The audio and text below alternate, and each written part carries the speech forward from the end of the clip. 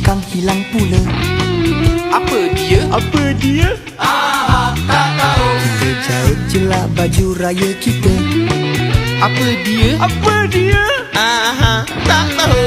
Habis engkau nak pakai apa? Baju tahun lepas punya ketat sendat macam nangka. Hey, bulan puasa makan kena jaga. Kau melantak tak ingat dunia.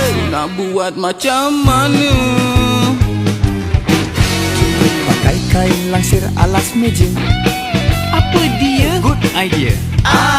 Tak tahu. Kita pinjam mesin jahit anti punya. Apa dia? Mesin apa?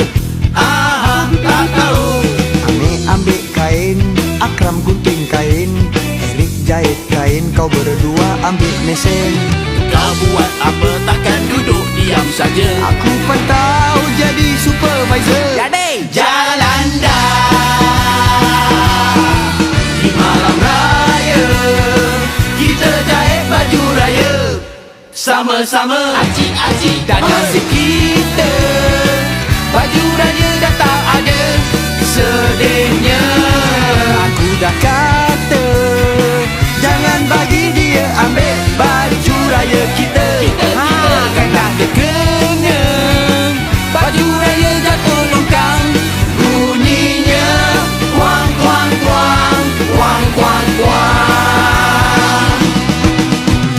Malam begini pedih mata tak tidur lagi.